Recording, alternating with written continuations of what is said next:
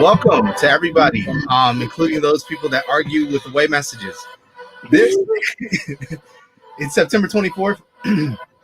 Wow, I started that with all kind of Stugatz phlegm. Like, that is not a good start. Let me start over. Good evening, everybody. Today is September 24th. It is our 21st episode of our Election 2020 mini-series for Don't Call Us a Podcast. As usual, I'm your host, Ryan McLaughlin here, and we've got the full deck today. The full deck for the first time in a couple weeks. I'm excited. We have Ron in the building. What's up? I was about to say, am I the only one hearing the music, or am I going? Yeah, you're. Oh, my bad. I didn't pull the thing out. I was like, are we setting the mood?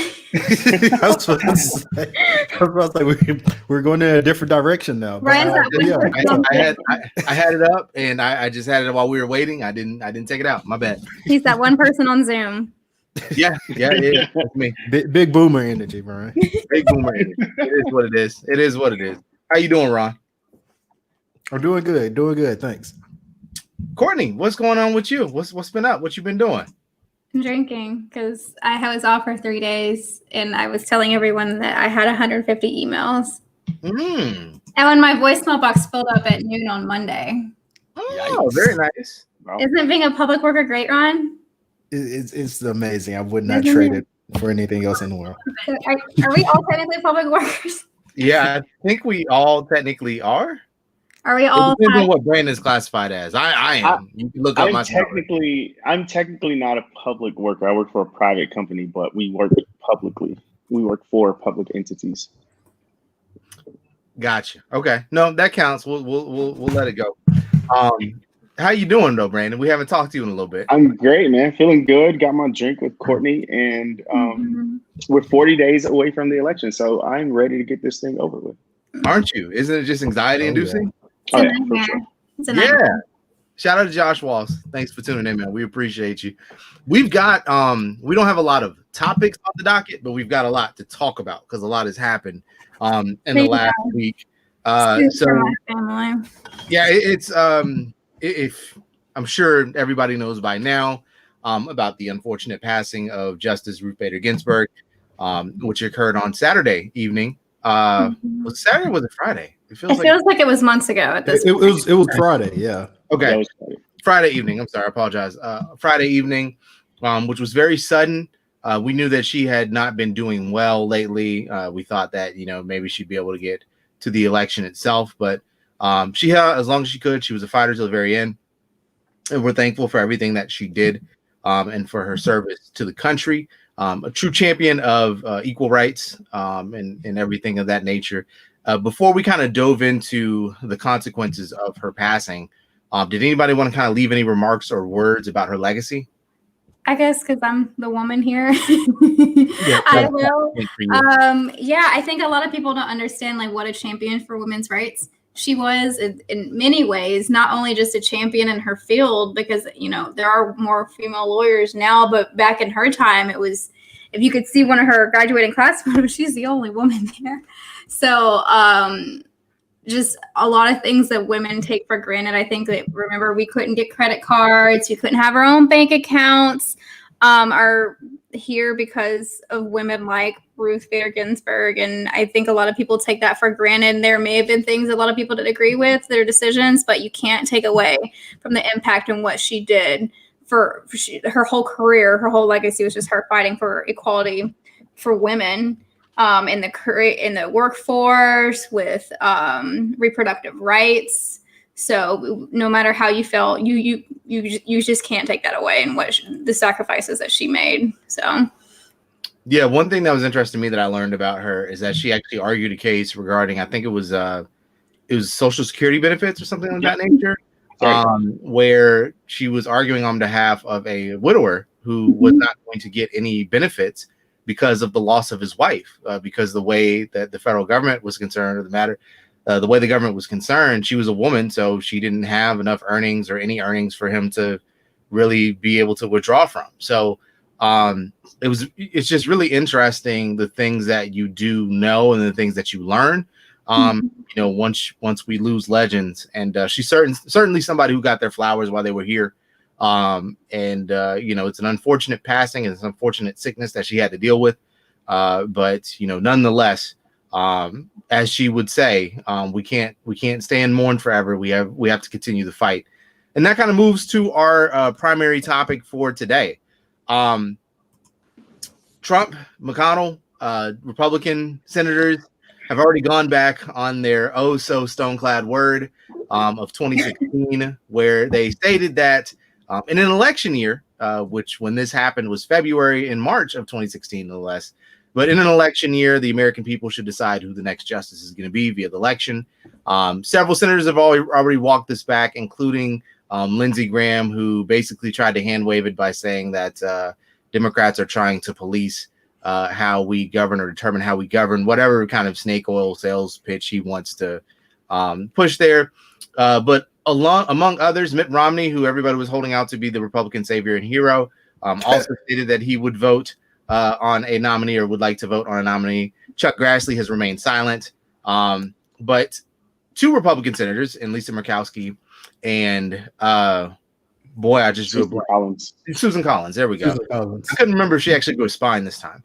Murkowski and Collins have both determined that they would not vote for a Supreme Court justice, which basically puts the Republicans at a 51 to 48 advantage or 49 advantage. What am I missing here? I'm not doing my math right, but it puts them at a 51 member advantage in terms of confirming a new judge.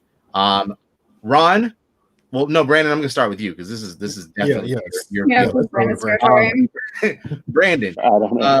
This is something that's very consequential. How likely is it that the Republicans are able to actually get this nomination to the floor and get it through the Judiciary Committee before the election? In a word, very. It's very likely.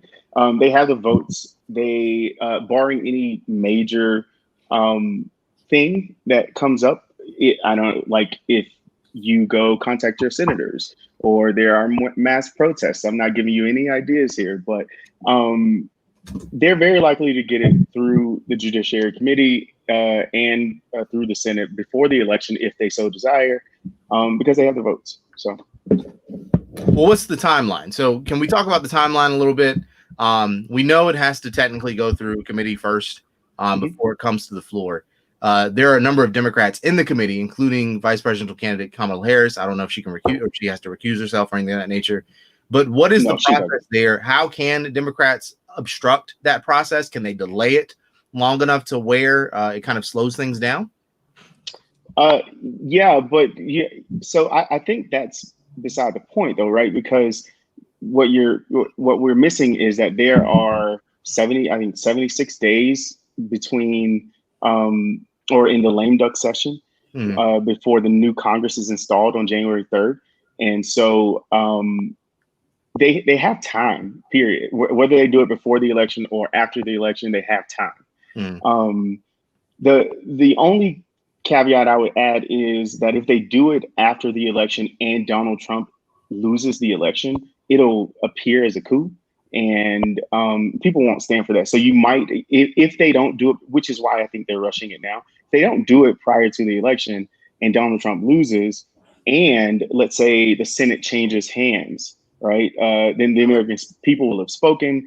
And like Mitch McConnell said, we should let the next president fill the seat. But I think if that happens, if we get past the election without it filling the seat, then I think you get a lot of scared Republicans backing down and not wanting it to look like a coup. So they'll probably back down. So I want to expound upon that. And Ron, I'll turn to you for this one. So when we talk about that possible scenario where it's the lame duck session, Joe Biden has won the election pretty handily, which we're assuming is kind of the only way we get to this next point. And you have a process where Republicans try and ram through another justice. What is the proper response by Democrats if they do this? Ron, you, and then we'll go to Courtney after that. What's the proper response? What is the way that they should handle this publicly? And just kind of what are the next steps at that point? I hope this isn't another we're gonna put the football here, then pull it away right as you kick moment, because right before we started, I see that Cory Booker is saying things like, "Oh, we're banking on the decency of Republicans." Where have you been, sir? You must be new here. But I just staying with that lame duck session. I think we're gonna have like a lot of just craziness in that moment. In the event that Donald Trump does lose the election, that's another topic for later, because all the things that he's proposing that he will possibly do if he loses the election. But no, I do think they're going to try to push it through like as soon as they can, like right now. So they don't have to wait till that period, because like Brandon said, that's where things get tricky. So I do think they're going to try to do so now. But in the event that it doesn't happen prior to the election, then yeah, we're going to have a lot of things crammed into like Donald Trump is lame, but his lame duck presidency. Yeah. Courtney. What am I allowed to say what I want to say? Yes, you can say what you want to say. Wait, it depends. Wait, okay, nothing that'll get me sent to jail. Yes. Just had to look out for you. Mitt Romney. Fuck you. Thank you. I had to have someone deliver me some wine because I needed more for this rant. Can I say something about Mitt Romney after you're done? Absolutely. Because I never trusted him, first of all. Did people fucking forget he was a millionaire? Did you fucking forget who he was? Like, I know 2012 was forever ago, but what the fuck has been wrong with y'all? Sorry. Yeah. Anyway, he was never to be trusted, ever. Did everyone forget about that picture of him and Donald Trump where he looks like he was making a deal with the devil? Excuse me.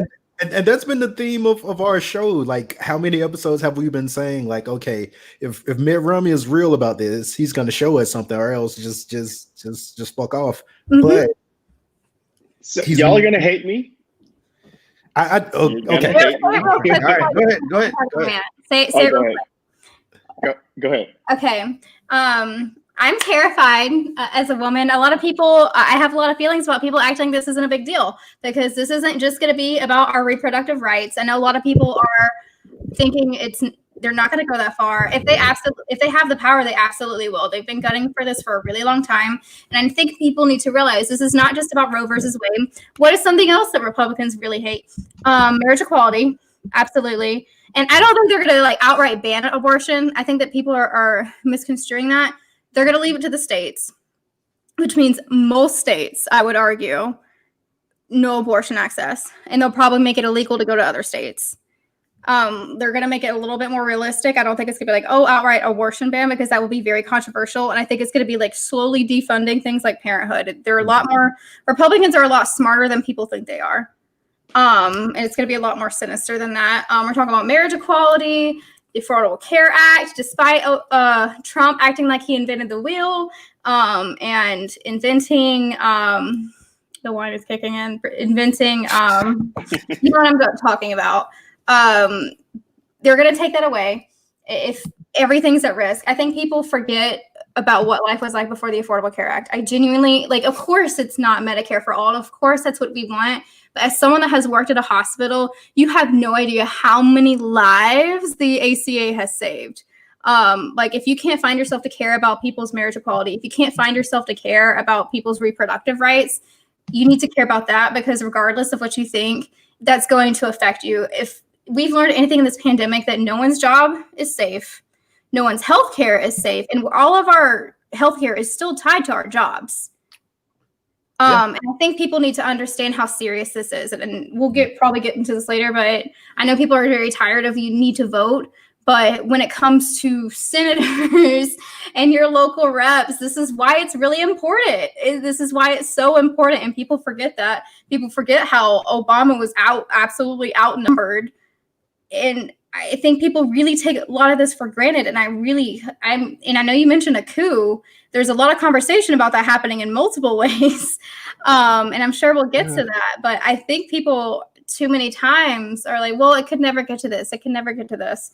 Well, I'm sure a lot of people never thought we would have a borderline. I'm using borderline very loosely because we're, in some people's minds, we're still not there yet, a fascist in office who has never had any kind of political experience.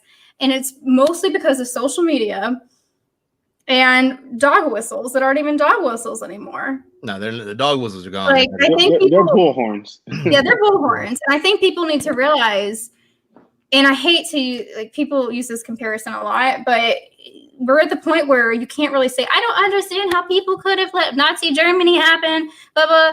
Mm.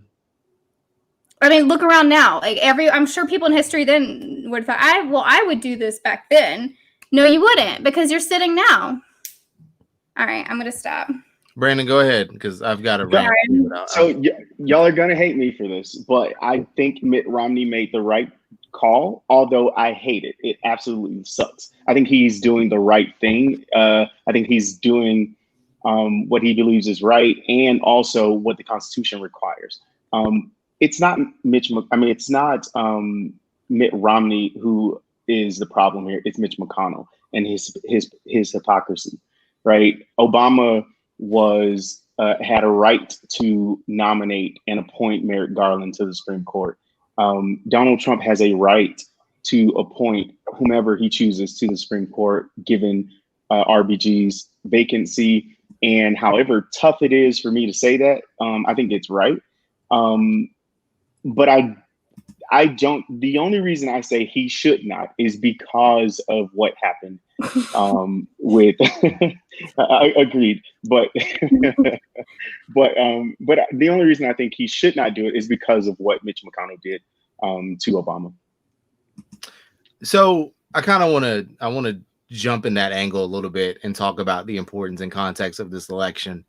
And I'm gonna kind of go off topic a little bit because I didn't put this in the topic list, but it kind of goes back to the whole what annoys the hell out of me when people like Ice Cube and continue to push narratives that we should withhold the black vote. Because I don't know if y'all see what's going on right now. I don't know if y'all heard about what happened in Louisville.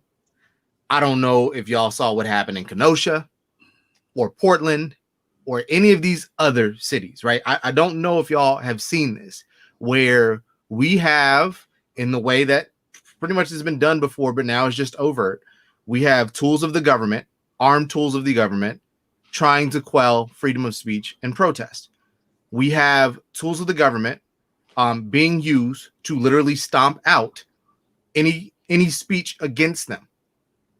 We have an entire political party who has turned a movement that calls for equality into calling it a terrorist organization, into calling it a Marxist organization, even though they don't know what the fuck that means. Don't know what Marxist means. None.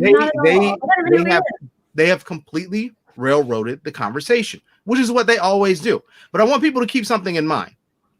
If Trump wins again, if the Republicans hold the Senate, both things are likely. They are possible, right? If these things happen, who do you think will be the first affected by the new laws they put in place? Need I remind you that during Obama's tenure, during his second term, they were able to get essentially a reversal on the Voting Rights Act. They were able to, through Shelby County versus Holder, install more voter suppression tactics. That was a direct challenge of a law. They do not care. If they win again, they will continue not to care. If you think black people are down bad now, if you think marginalized groups are down bad now, you just wait until they get a second term with this man in power. This man who has denied racism, denied systemic violence, has denied all of these different things. So to me, I think Democrats and a couple of them kind of raised the alarm a little bit, and I'm glad they did, in terms of trying to put things out there of what they can do, if not slow this down, but in response. The response absolutely should be an expansion of the Supreme Court. You will have had back the court. You will have had two spots stolen by Republicans. One during Obama's tenure, and the second, you would argue, by their own admission, by their own rules, happening at the end of Trump's tenure if Biden is elected. There is no other response, because no policies that are being proposed by Biden, or if this was a Bernie Sanders run by Bernie, will go through without a challenge. And if they get challenged and go up to a 6-3 Supreme Court with a conservative majority, they will be shut down. That is the truth. you have on one end a presidency that is trying to quell any voice that is against it. And on the other hand, you have a person who in their presidency would like to combat very major crises, right? Like climate change. That's a big thing that we kind of need to handle now. Economic insecurities. All of these things are happening where they'll just be worsened. And I can't stress enough. I'm at the point where I feel like this battle with the Supreme Court, this current battle is a loss, right? I'm with Brandon in that it's very likely they're going to get somebody nominated. They're going to get them through. I'm praying there's a stall somewhere to where we get to the lame duck period, because at that point, if Mark Kelly wins Arizona and he's seated by November 30th, all it takes is pretty much one or two other Republicans saying, ooh, this won't look good for me in 2022 to back out, right? Like that's all it takes. So I'm more hopeful at that point. But I think the response has to be, if you're the Democratic Party, we will add 3 or 4 new justices to the court, and we will end the filibuster, and we will take XYZ action to combat this. And that to me is the only way to go about it. So look, I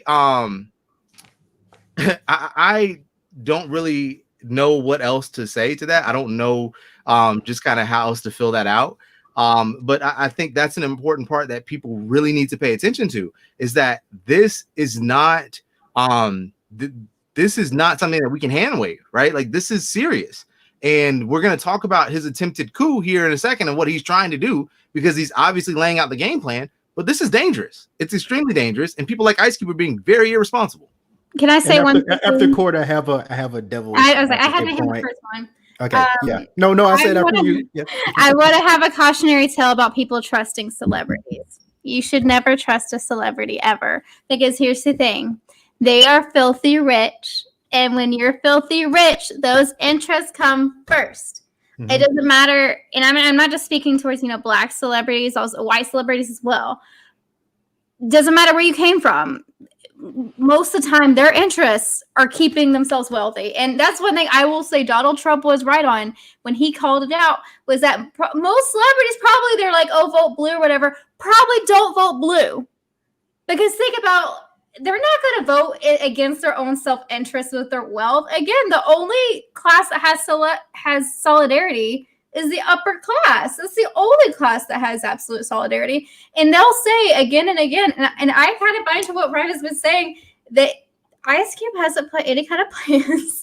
Like, I completely understand when people I'm sorry, I hate to cut you off, because I've been saying this 1,000 times, and I want to reiterate this before you get back into what you were saying. Mm-hmm. We had a primary with 24 candidates, and you were nowhere to be found. We had a primary with 3 different black voices, and you were nowhere to be found. So cut the bullshit.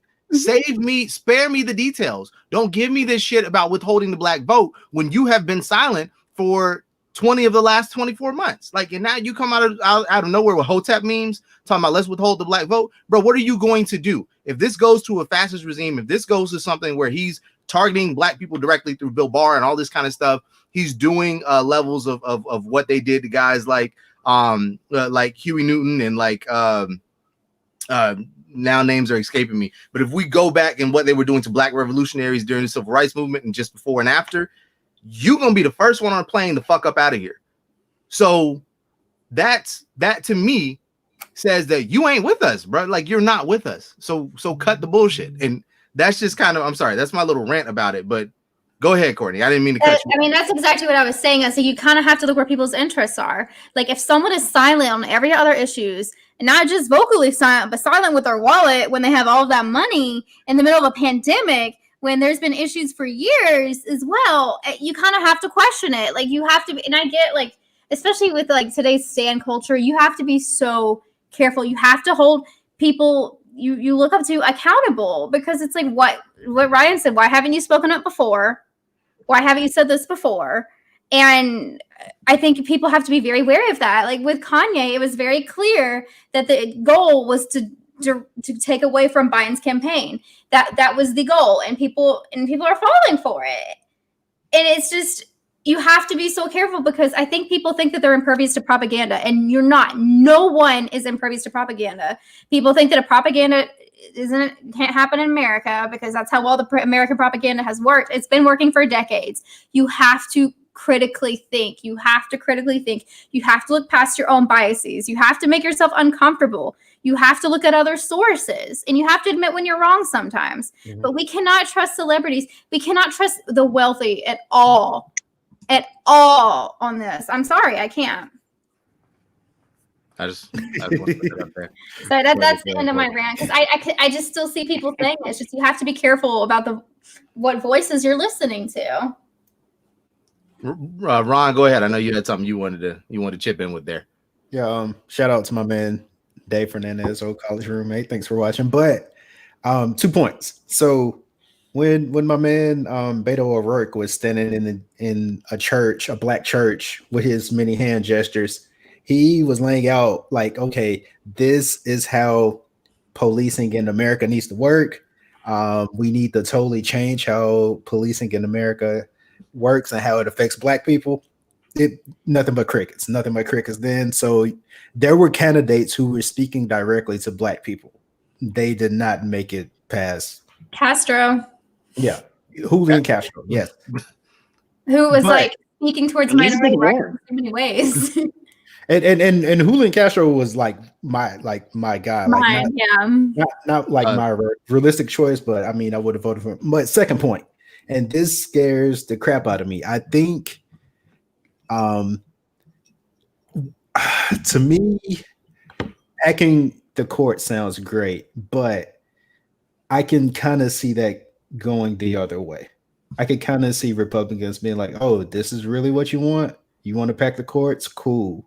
So just imagine if Trump wins again and he says, you know what? Cool, we're bumping up to 11 because that's what you wanted, right? So I just wanted to say that scares the crap out of me. I just want to share that. So to me, it's almost like a be careful what you wish for situation, even though I feel like that should be the thread, but I can see that going wrong at the same time.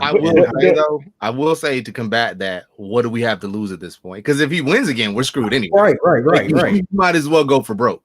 Not only that, but you have to think another problem with packing the court is the court relies on legitimacy, right? It relies on the fact that people believe in it and that people adhere to the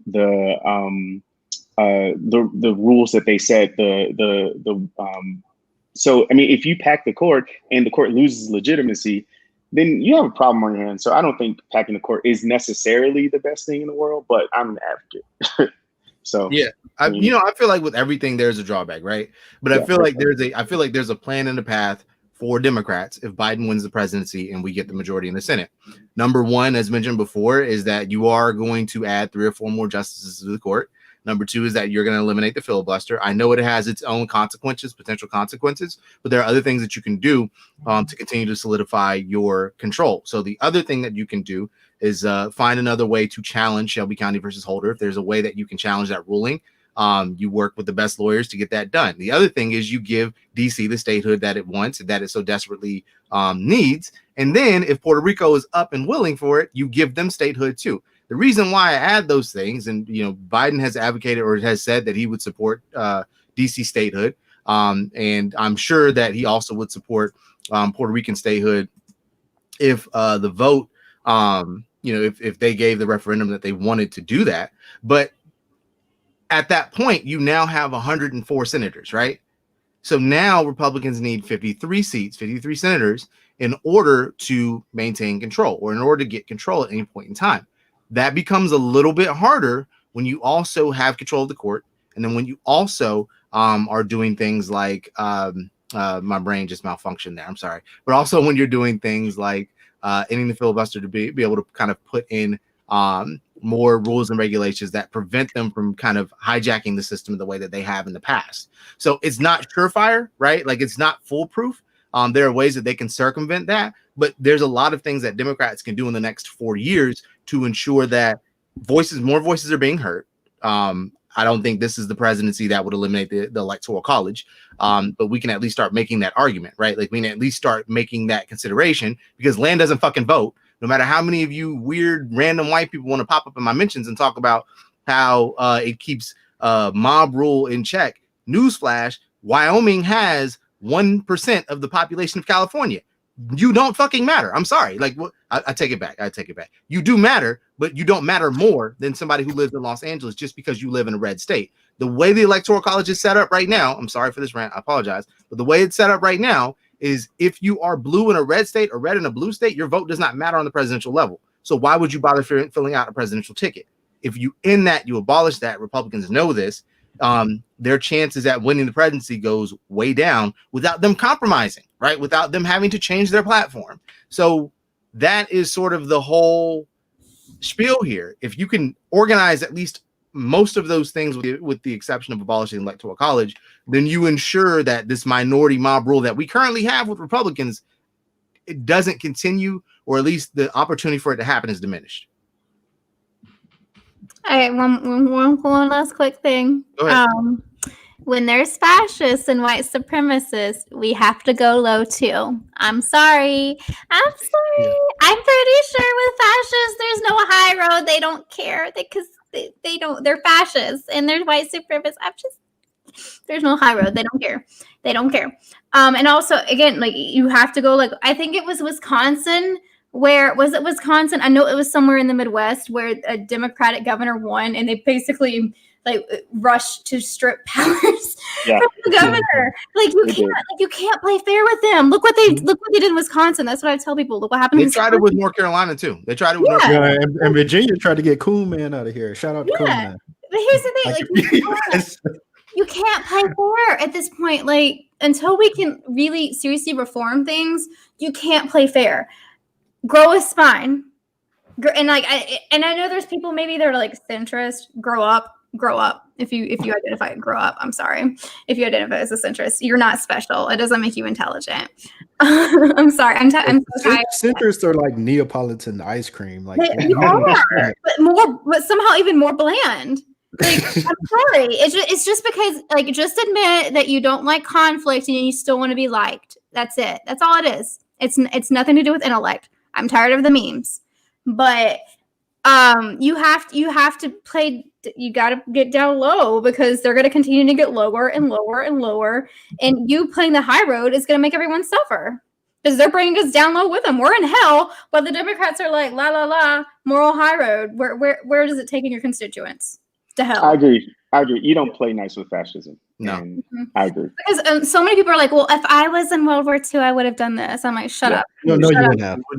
I mean, shut up. When you have people whose sole focus is to take away rights of other people who believe that they should be ruling over other people, there's no reasoning with that. You cannot have a conversation with that. I don't want to sit down with Richard Spencer. I'd rather punch him in the face, and that's okay.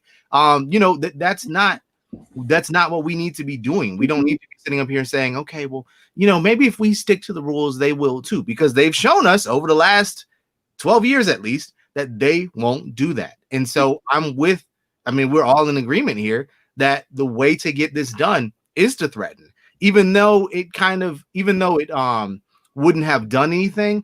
I actually appreciate Pelosi saying, hey, another round of impeachment is on the table. And I think they walked it back when they realized that it actually wouldn't prevent those morning sessions from happening to where they could go through with the confirmation process.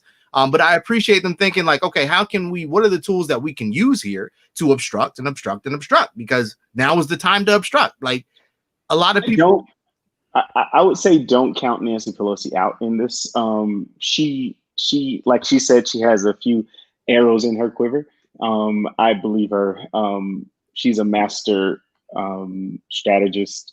Don't count her out. I believe the strategy is just to start coughing on Mitch McConnell and Donald Trump. Listen, I believe that's the best thing we've got right now. I have issues with Nancy. I have my issues with Nancy, but I do have to say that oftentimes when strategy needs to be brought to the table, she brings it. So I'm hoping that there's something there, that she's got something. But this election, I can't stress how incredibly important it is. And we're going to talk about the ways that it's going to be challenged and that it's being challenged currently here in a second. But I do kind of want to throw a curveball at y'all because I definitely wanted to talk about this. For anybody that doesn't know, or for anybody like as soon as I saw the verdict, I had to get off social media yesterday, right? Like I couldn't look at anything involving Breonna Taylor's murder and the complete miscarriage of justice, or, well, the system working as intended, that befell her and her memory. For those that were not aware, one of the officers involved was charged with endangerment, specifically regarding the apartment next to Breonna Taylor. And that officer was basically charged for missing, right? Was charged for not shooting the black woman initially. And to see that Attorney General get up on there on stage, it brought out a lot of anger and words that or feelings that I don't really want to put into words right now. But I wanted to kind of take this time to really talk about policing and reform. Shout out to Dakari, who made an excellent point yesterday on Twitter that there are just certain things that have to be done when it comes to reform, when it comes to ensuring that this system is completely redone, because the common saying is you can't reform this. And I agree. It has to be dismantled and started over. Whether it returns as policing 2.0 with far less racism this time, okay, but something has to be done. Courtney, because I got to you last time, let's start with you this time. What are things that we can do from a lawful, when I say lawful, I mean legislative standpoint, to start the process of just rebuilding the system? I think putting into actual policy, holding greater accountability to, first of all, I'm normally very pro-union, extremely, but something has to be done about police unions.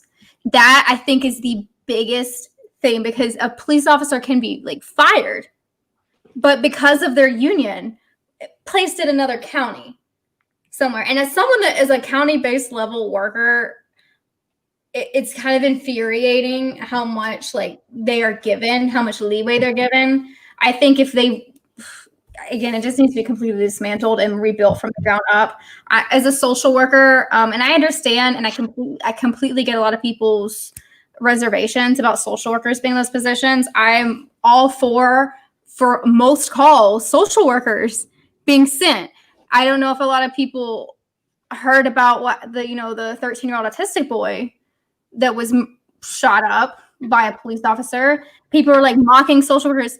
That's where you send that. And I think no knock warrants should be 100% illegal. Absolutely. I think they're given way too much power. But I think the whole structure as it is just needs to be completely dismantled and built from the ground up. Listen, talk to the communities. And I think that's the biggest issue, is even in higher politics, people don't go and talk to the communities.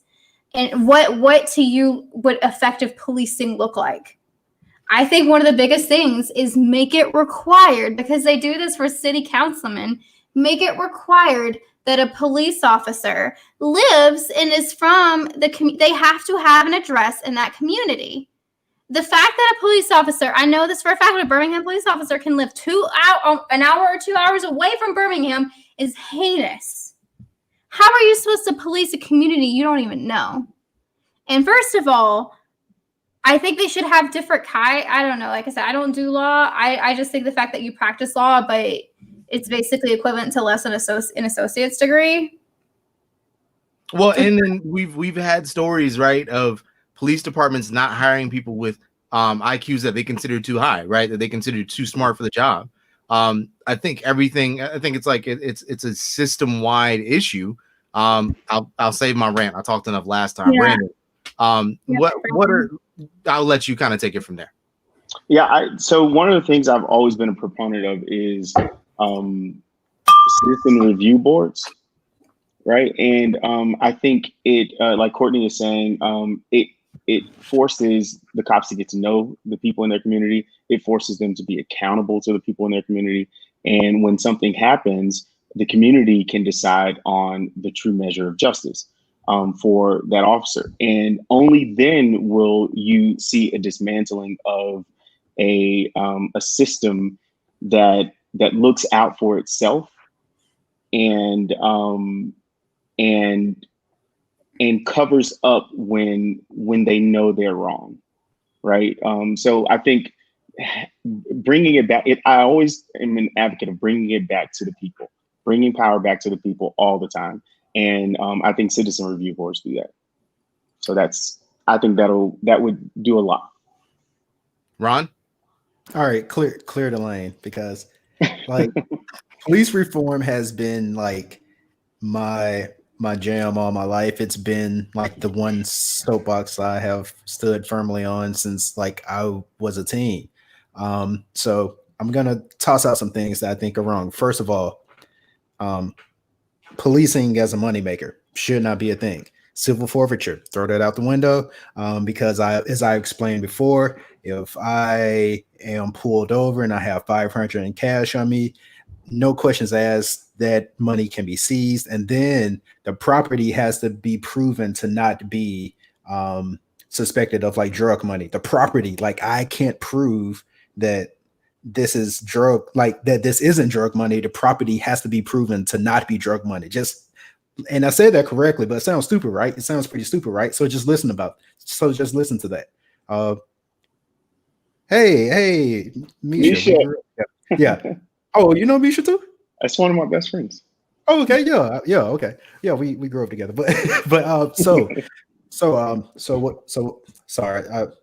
Okay, civil forfeiture, throw that out the window. Also, like I said, policing as a moneymaker, end of the month, they're pulling people over for, to hit quotas. Who are they typically pulling over? Like, sir, you have a broken tail light. Sir, yada, yada, yada. You didn't turn your turn signal on. Okay, so that as well. Also, one major thing for me, and it's equal parts like Patriot Act and also equal parts respond to active shooters in America, and which is another problem in itself. But due to like response times, there's no longer a SWAT team and a police force. You have to have SWAT training, as a police officer, even if you're on the street. So if I give you that training, and that's the most intense training, and the time and the training you spend the most amount of time on, then what are you going to revert to naturally? So I do think there needs to be more effort put into how police are trained. There needs to be more community efforts. Like if these police are truly servants of the public, then they need to have that type of training. But how do we fix that? Like Court said, not giving away what I do like in my job, but I do have a non-emergency line I could call. Like if there's someone, and obviously like this person has, like this person needs help outside of like a police officer. Like I could call this line and they can send like a social worker out. They could send like a nonprofit out, things like that. Because if your argument is that policemen are overworked, then freeing up, stuff like that will allow them to get to real police work. So I think there needs to be like sweeping, and I don't even want to say reform. It needs to be rebuilt. Like it needs to be rebuilt. Yes. Because this can't be reformed. Like a no-knock warrant, and then trying to and I'm gonna get like non-academic here, trying to hem up her ex-boyfriend by trying to say that she was part of a criminal enterprise. How do you reform that? You can't. Yeah. I want to kind of harken back to something that one of our guests a couple weeks ago, William Hughes, used, and I avoided it for the longest because I felt like, it's one of those kind of soft blow terms that just makes people feel a little bit better about defunding the police. But he brought up a really good point, and I found the article he was referencing after he brought it up about detangling, unbundling the police, in the sense that, Ron, you brought it up with the non-emergency lines. Courtney brought it up when it came to social workers. The average police person will tell you, right, that they already have too many hats in terms of an entity. They're being SWAT trained for traffic stops. They're being trained like military personnel to watch, I don't know, to run security in parking lot. They're carrying guns for mental emergencies, right? And it's one of those things that you could through 911 do the same thing that we do through non-emergency lines. My feeling has always been that non-emergency lines put too much pressure on the public to remember those numbers. So if all those things tied into a 911 emergency service, and you said, what's your emergency? I'm having a mental episode. I need to speak to somebody. Greg Kennard and I were having this conversation a couple of weeks ago. If you have a mental health crisis in a lot of states, if you call the police, one of the things that's probably going to happen is they're going to take you to the precinct, or they'll take you to the hospital, where if you're in Georgia, they'll declare a 1013 and send you to a mental facility that's not equipped to deal with your situation whatsoever. So you're being sent to a facility where you are not getting the treatment you need. You are essentially just kind of being talked at for the duration of your time frame. I know this because I've had people in my life personally who've had to deal with these things. So, you know, when we talk about wanting to defund the police and wanting to detangle and unbundle the police, whatever fancy words you want to use, we're talking about taking these powers out of their hands. We're talking about decriminalizing drugs in the first place, right? Because there's no reason that a drug raid, a drug search, or what the hell ever concerning drugs results in the murder of a young woman who is asleep in her own bed. There's no reason it should have gotten there. So if we are rebuilding this system, if we are restarting this system, then it should start with addressing how we handle certain laws in certain situations, and by better funding mental health, by better funding social services, by better funding those things that people need. And I guarantee you, if you better fund some of these things, that police are, and you know, and the worries that, well, if we take money away from the police department, they won't be able to fight crime. A lot of crime won't exist if you properly fund the things that give people what they need so they don't go and commit a crime. That is the basis of this whole situation. And I think a lot of people don't understand how interconnected these issues are, because they've never had to think beyond, I've never had to lock my doors at night before. What am I supposed to do? So I think that's a very important thing that we have to address. Our starting point is so, I can make the country come out if I need to. I don't have to always be proper, but our starting point is just so kind of beyond where we are with this conversation, is so beyond where a lot of Americans are. And I think that's our first problem. Go ahead, Courtney.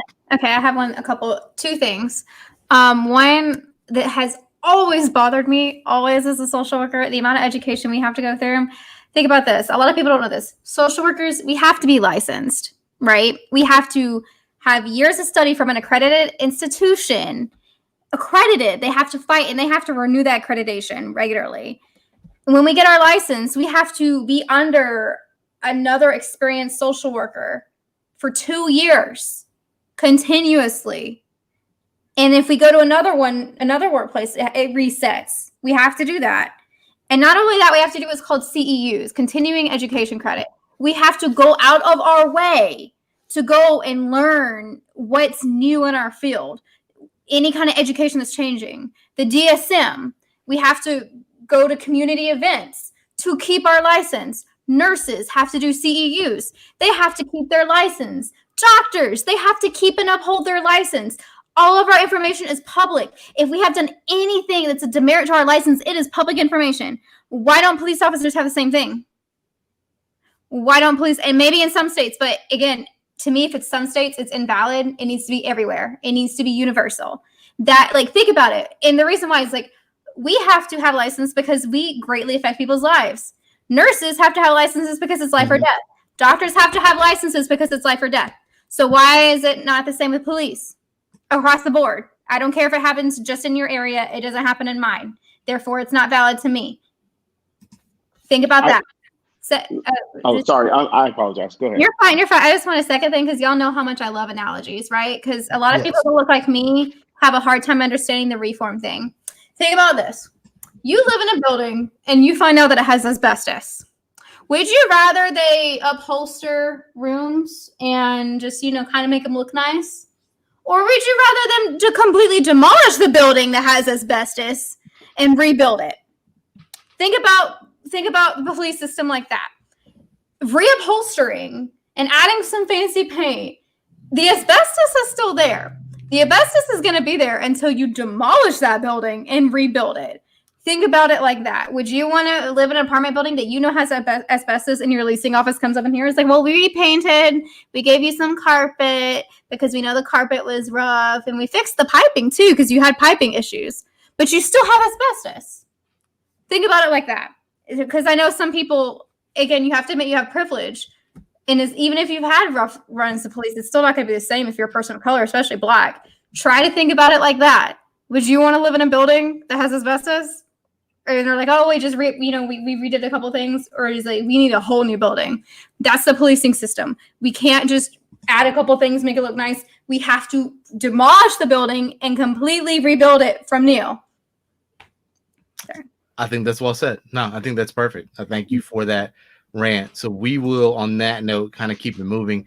I want to talk about the way that this man is going to rig the election, but it's just too. I want to save it for another week because I feel like it's going to be relevant next week. And I want to end on a good note because some of these polls are promising, right? So let's talk a little bit about updates on election 2020, particularly the Senate, and some of these races that are really looking way more competitive than we thought they were going to be. Jamie Harrison and Lindsey Graham in South Carolina are tied. In Mississippi, Mike Espy is within 5 points of Cindy Hyde-Smith. In Iowa, there are polls that are showing Democratic opponent within 2 points. North Carolina, Cal Cunningham is winning the battle of alliterative names against Tom Tillis. Sarah Gideon is up big in Maine. So, y'all, we're at a point where, and I think we're all under the assumption that Democrats need 4 seats in order to at least tie and therefore have the majority with Kamala as president, assuming that Doug Jones loses his bid for re-election. Hopefully he pulls through. Hopefully we're able to get that to come through. But assuming the worst in that situation, we need 4. We know Colorado looks to be a lock. Brandon, make sure you get out. Make sure you register. It might be I did it the first day I was technically eligible, which was 22 days after having lived here. It's been 22 days already. That's crazy. It's been almost a month in 3 days. Yeah. So that's crazy. All right. So Colorado, we know, is likely to flip. Maine, we see, is likely to flip. Arizona is very likely to flip. So that leaves one more. So Kentucky is also on the table. Amy McGrath. Amy McGrath is down 5, I think is what the reason. No, I thought last I checked it was like 1. Okay, I think she was up 1, maybe. Yeah. You know what? Let me just share my screen with RCP and we can do it that way. So Brandon, let's talk about, because we know we have 4 likely ones on the table. Are there any other races that you could see going to the Democratic Party that we may not expect? Maybe a certain state at the very top of the map along the Rocky region, a certain governor. Who are you talking about, Maine? Are you talking about? No, I'm talking about Montana. Montana. I'm sorry. Shout out to Steve. No, I actually think Susan Collins will probably lose her seat. I don't know. I don't know about Montana. I haven't really looked at polls with Montana. What are they saying? Well, right now, Steve Bullock is within 1.5 points. Oh, wow. 1.6 lead for Daines.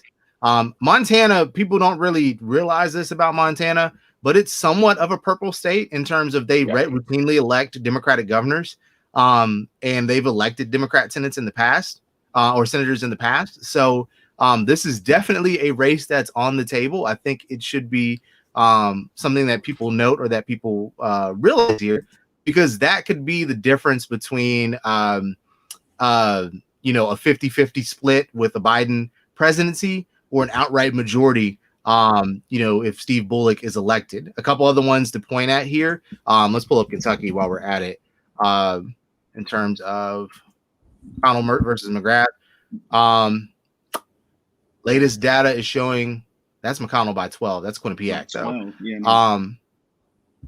Yeah, that's a little bit different than what we were seeing before. Okay, so anyway, I won't spend too much time on this. I'll kind of let y'all talk around. Brandon, what are the races that you see as the most likely that we haven't talked about? So outside of those 4 that we discussed, what do you see as a possible win for the Democratic Party that we weren't expecting before? That we weren't expecting before, that's a difficult one. I really don't see any that I'll say that this Supreme Court battle has supercharged this race on both sides. And so, I mean, the Democratic Party through I think raised an insane amount of money on the day RBG passed away. And I think I'm sure it's increased since then. But I don't know. I think Mark Kelly. I know Mark Kelly is going to win in Arizona. I mean, especially since Cindy McCain just endorsed Joe Biden on yesterday, and threw her support behind the Joe Biden ticket. And so, if that happens, I think if Joe Biden wins in Arizona, it carries Mark Kelly to victory. I don't see any other ones besides that. I would like to take this time to say before I get to Ron and Courtney here, Matt Lieberman, if you're watching, I've been harassing you on Twitter for the last week. I will continue to do so until you drop out of the race. In the Georgia special election, Monmouth poll that just came out showed that Loeffler, Collins, and Warnock are all tied at 23% in polling. And Lieberman and Tarver are taking up 14% that could go to Warnock and essentially guarantee him a spot in the runoff, but they won't do it. So leave it to a Lieberman to mess up everything for the Democratic Party again. But this is a race that really could be won by a black man in Georgia. I just kind of want to point that out. A black pastor, black preacher has a chance, especially if it goes to a runoff. Ron, let's talk about the election in Alabama that's coming down. Right now, according to RCP, Doug Jones is behind a football coach who does not live in the state. What a shame. What a shame. Just currently down by 8 points. What can be done to turn it around for Doug Jones?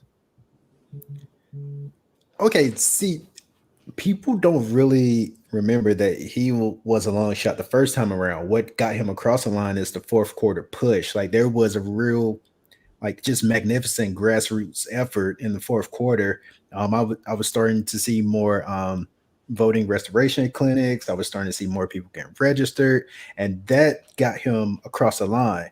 Unfortunately, with COVID and everything going on, that's going to make that difficult.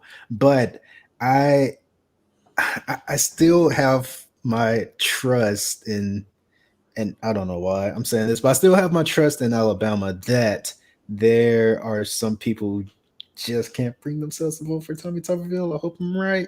So I actually think that it's going to be closer than he's polling right now. And this is a totally like unfounded claim. I have absolutely nothing to base this off. This is just pure heart and emotion. But I do think Doug is going to pull it closer. I do think that unfortunately we may lose him, but I do think it's going to be closer than we're expecting. But let me get this in while we're still talking about unlikely races. Keep an eye on Mississippi. Everybody, like, put your all odds towards Mississippi, because Mike Espy really can pull this off. And I think our good folks in Mississippi needs all the resources they can to make sure that happens. So I think and I have to get that information later. We follow a few people on the timeline in Mississippi. They're trying to do things. So we'll have to reach out to them. It's like, hey, what else you need? But yeah, keep your eyes on Mississippi, because I do think Mike Espy can pull this off. Courtney, he's very close the first time. Right. Yeah. Courtney, what are your thoughts on the Doug Jones race? Even though you don't live in Alabama anymore, you are a native. What are things that can be done, or what are areas that can be won to kind of put him over the hump? I think the biggest thing that's so important is tackling the voter suppression.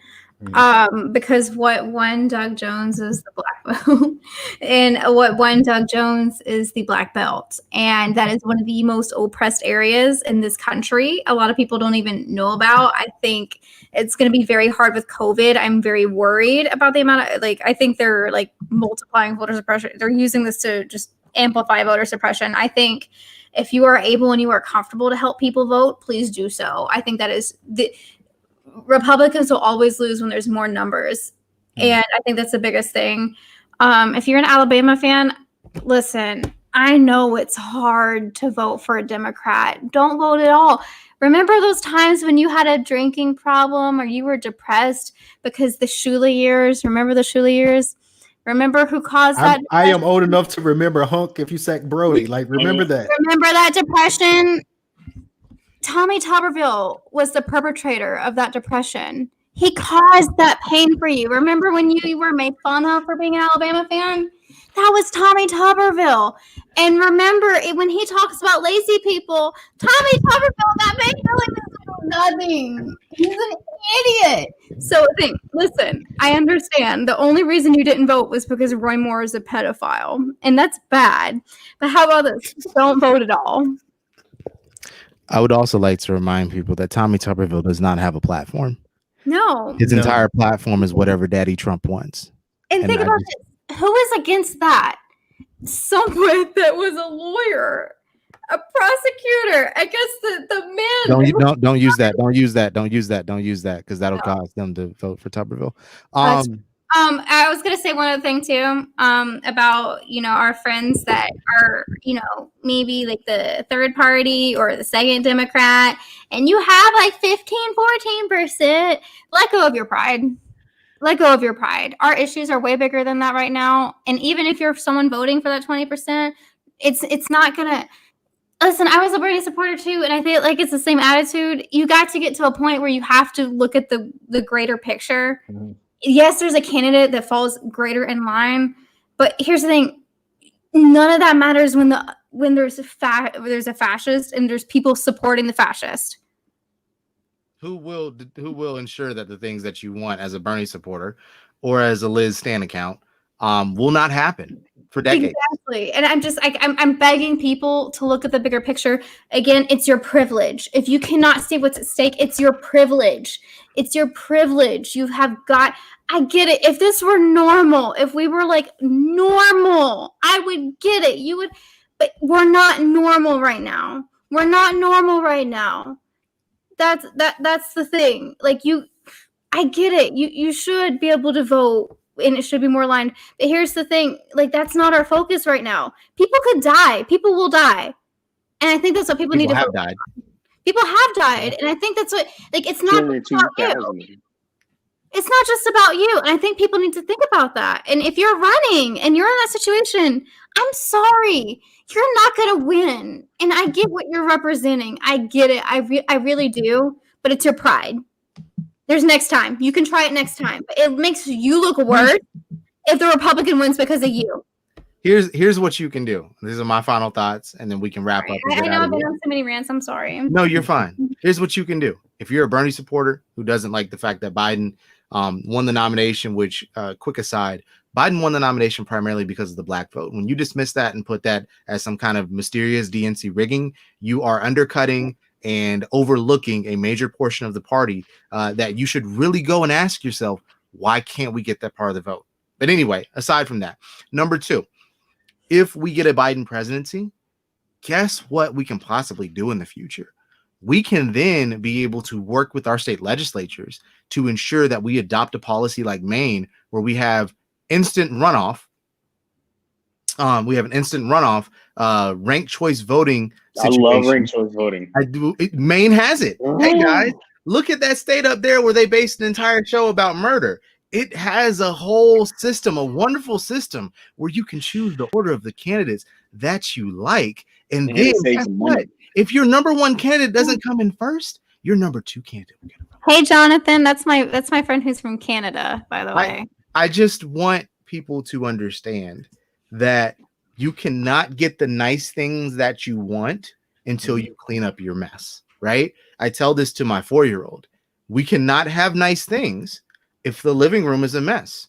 We can't go get ice cream. We can't go get pizza. We can't do those things if your Barbie dolls are all on the floor. So what we have to do as a country, America, is get the fucking Barbie dolls out of the middle of the floor, because there's a fascist stomping around the living room that wants to take your rights away, that wants to take away the rights of people who don't look like him, that wants to ensure that the upper class stays the ruling class, that we continue with this, oligarchical form of capitalism that we have. He wants to ensure that we cannot move to a democratic socialist or whatever rate you want to go to the left by allowing Trump to have 4 more years. There is no possible way. A 6-3 Supreme Court means you do not get that progressive legislation. I'm not trying to talk to people like a child. I just am annoyed right now, so I'm trying not to yell, because this has been bothering me for the last 6 months, ever since it was pretty obvious that Biden was going to win the nomination. So I need people to realize these things. After November 3rd, we start the fight to get more progressive agendas. Because guess what? It does not end on November 3rd if Biden is elected. That's the mistake we made in 2008, right? And a large part of our generation said, okay, we got Obama and we're good. And what happened in 2010 and what happened in 2012? These are the things that we have to remember. As tired as you are now, the fight must continue. Rest for about a week or two after the election is over with, and let's get to work with a newly Democratic Senate, with a Democratic presidency. If you're in the state of Georgia and we flip the state assembly, then guess what we got to do? We got to make sure that the things are in place to ensure we get these progressive ideologies, we get these progressive things. So people like Kemp can obstruct, so that people like Governor Mima in Alabama can't obstruct them. We must continue to fight. I have one more thing. I'm sorry. Go ahead. If you're a leftist who is a proponent of political accelerationism, you're not a progressive at all. You are a horrible person, and you're supporting the death of millions of people for your own agenda. And you are so privileged that you can't see past your own agenda, that you don't care about Black people or people of color or women. You only care about your own class. You would be a Republican if you were rich. That's all I'm saying. You cannot think about outside of yourself. Grow up. And I'm a leftist. Political accelerationism is not worth it because people die. No more point needs to be said. If you are a progressive, and I will gatekeep here, you care about everybody outside of your own interests. That's it. Ron and Brandon, how do y'all want to wrap up the show today? So I have 2 points. One, go vote, because it is important, not just to everything we talked about this entire show, but also because of gerrymandering, right? The people who win state legislatures, and I'm not talking about the presidency, who win state legislatures in this election will decide how districts are drawn for the next 10 years. That means how money is allocated. That means who votes where. It means where politicians get to choose their voters as opposed to the other way around. Go fucking vote, period. I don't like cussing here, but fucking vote. The other thing, there were over 100 people arrested in Louisville last night. If you are so inclined, if you have the means to do so, go donate to the Louisville Community Bail Fund to assist those jailed protesters who are fighting on behalf of justice and equality in this country. And those are my final points. Ron, go for it. So I'm going to try to say this as succinctly as possible. I, too, am of the camp that America secretly has 3 parties, and I fall in the most left-leaning party if I am to identify myself. I know a lot of people saying, oh, there is no Bernie this year. America, just wants to stay the same, more of the same. But how can you truly look at everything that Trump has done and just be cool with that? And yes, I totally am sermonizing here because it needs to be said. So yeah, we have to cross this line in November, and then we'll put the work in later. We can have that infighting later. We can say like, okay, we can look at this part and say, okay, who are we? We can have that identity battle later. But for right now, there's one united goal, and that is to save this country from fascism, because it is heading there. And this isn't like hysteria or dog whistle. Like it's real. Like we are on the verge.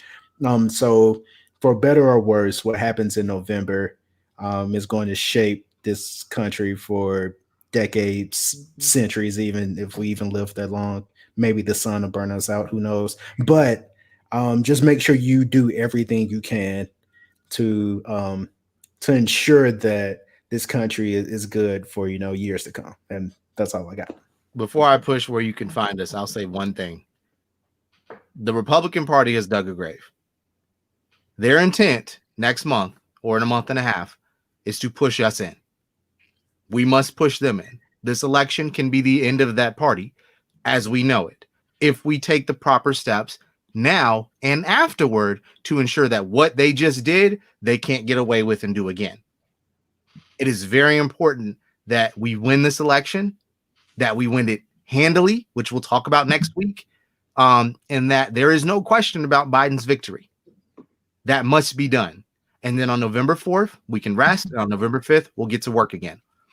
thekidswearclowns.com, at the KWC blog on Twitter. You can follow myself and Brandon at the Twitter handles that you see below. You can follow Courtney at Court Liz Camp.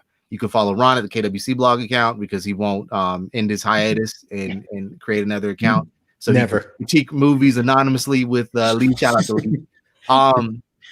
Trying to think of other things. We have more election interviews coming up. We hopefully we'll have another one next week. We'll have Dr. Jasmine Clark, who just did a live with potential Senator John Ossoff not too long ago. We'll have her in about 2 weeks, as well as a couple others that we're reaching out to. So, Courtney, you look like you were going to say something. Subscribe to our YouTube channel. Yes. Yeah, subscribe to our YouTube. I will find your location through your IP address if you don't subscribe to us, and I will show up to your house, and you don't want that. We had a lot of people across all of our platforms tune in today. So thank y'all. Shout out to y'all for tuning in. Audio version will be up tomorrow, and we'll see you then. Peace out. Bye.